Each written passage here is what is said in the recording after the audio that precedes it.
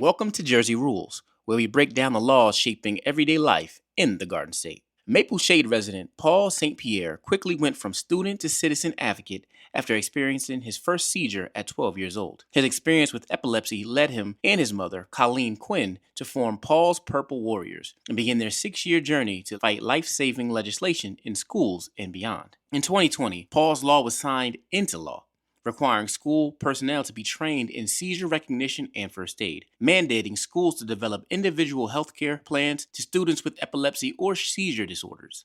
Since then, subsequent bills have followed, including Assembly Bill A2583, sponsored by Majority Leader Louis Greenwald, requiring that seizure first aid training be disseminated to employers. Majority Leader Greenwald sat down with Paul and Colleen to discuss their shared experiences, their work together over the years, and what's next as Paul completes his sophomore year at Camden County College. Today we're joined by our friends Paul and his mother Colleen, and we met Paul originally when he was a high school student and was advocating for epilepsy awareness in different programs.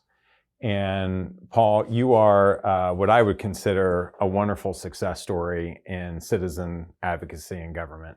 You've done amazing work. I don't know what your career interests are, but you should, in all honesty, consider a career in advocacy and lobbying and government affairs, because you started at a very young age and you've been very successful in it. So I want to talk to you a little bit about your experience personally with epilepsy and what made you take the turn, because as you know, 1 out of 200 people are born with epilepsy. I was diagnosed with epilepsy at 12 years old. I was at school and I felt my eye twitch, and it progressed all the way to my arm and then to my leg. And I didn't fall on the ground, but I was just sitting down. When we talked to my doctor said, well, pinch him on the back of the arm, see what happens. I looked at my mom and I'm just like, why are you pinching me on my arm? And then I just went to a full-blown seizure. I slid out of my chair. My mom caught me, and the doctor said, I'm so sorry, emergency EEG, emergency MRI.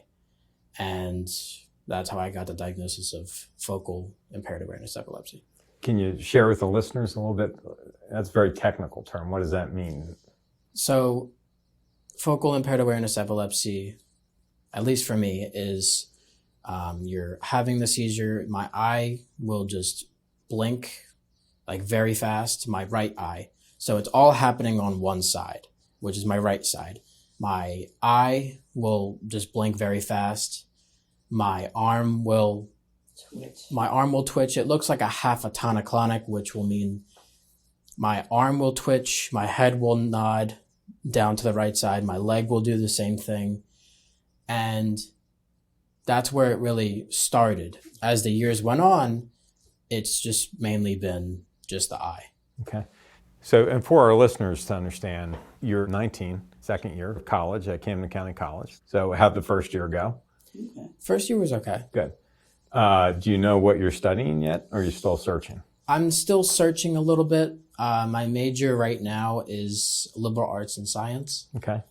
What I want to do in my life is be a pharmaceutical rep. Okay. Because I feel like that's where I think my life would be very successful, because with all of the medicine that I'm taking for epilepsy, I feel like I can, connect to it more. Because of your condition, what are some of the things that you need to be cautious of? What do you take caution about, just to help you and be aware of the daily impact that epilepsy has on you? I'm trying to get a lot of sleep. Mm-hmm. Because sleep is a big trigger for me. I really can't say for everybody, but at least for me, it's a big trigger. Stress is a pretty common one for a lot of people, especially for me. I get stressed a lot, mm-hmm. and that'll trigger a seizure. I guess try to stay focused. I have ADHD, so that doesn't really help. Mm-hmm. But I just try to stay focused as best as I can. I was taking ADHD meds before I had epilepsy, and then when epilepsy showed its face, I'm like, I don't know if I want to take my ADHD meds because I don't know how it's going to react. So just so you know, we've seen with my daughter, epilepsy is a neurological illness with the brain. And the brain is like almost any other muscle, so it gets fatigued. So Lauren, same type of thing, very well managed on medication. But when she started law school and under intense study and anxiety and loss of sleep, we started to see more seizures.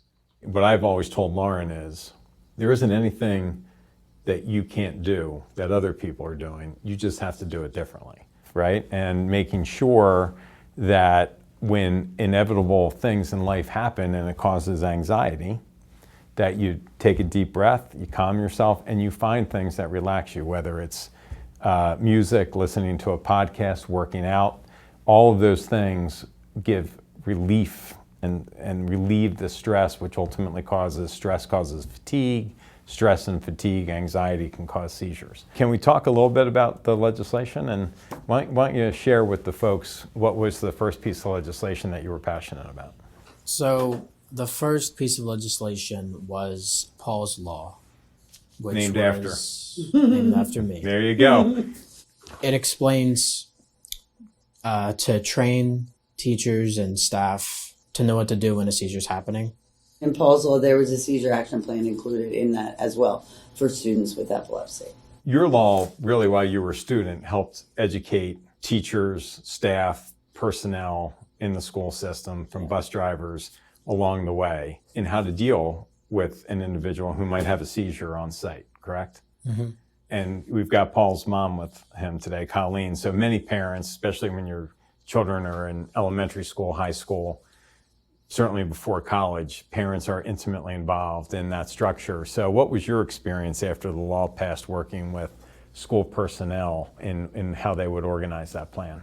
So I think prior to the passing of Paul's Law, many people didn't know what to do. I'm also a school employee for 30 years, and people didn't know what to do. And now I think since then, people are trained and they feel more confident. And I think students with epilepsy feel more confident because teachers are trained. Let's talk about the next bill that you're trying to get to, the Seizure First Aid Bill. That mandates the dissemination of information on seizure first aid to employers. What made you think of that bill? So this law says that we are putting seizure safe signs in every workplace and businesses, and the signs tell people what to do. So you turn the person on their side, you time it. If it's their first seizure, call 911. If it's more than 5 minutes, call 911. If they don't have a seizure action plan, call 911 and remove anything dangerous that could harm them that's near there. And just share why do you put people on their side? Because if people are having a seizure and they're laying straight up, they can choke. Okay. I think that people are afraid when someone has a seizure if they're not trained. I think if they're trained, they have a sense of security to know how to help the person and they can react differently. It helps to decrease the stigma. I do think because of your experience, healthcare is a key component of your makeup and who you are. So keep doing what you're doing. If you have any other ideas, keep coming back to us. We've loved working with you and your family. Well, I think we're looking forward to the last part of Paul's Law, adding where kids are protected after school by having trained designatees, because I'm getting a lot of calls from families saying to me, my kid can't attend this after school activity, there's not a nurse available, and school staff aren't trained to deliver rescue medication. Mm-hmm. So for us, this will be the last piece of the puzzle, and Paul's Law will finally be finished if we can get this next bill accomplished. Good. Because, people want their kids to have that experience after school, and there's no reason they shouldn't. I think just like the other bills, I think passed very quickly. I think we'll have a lot of the same success because these are common sense approaches. So I think we're in good shape.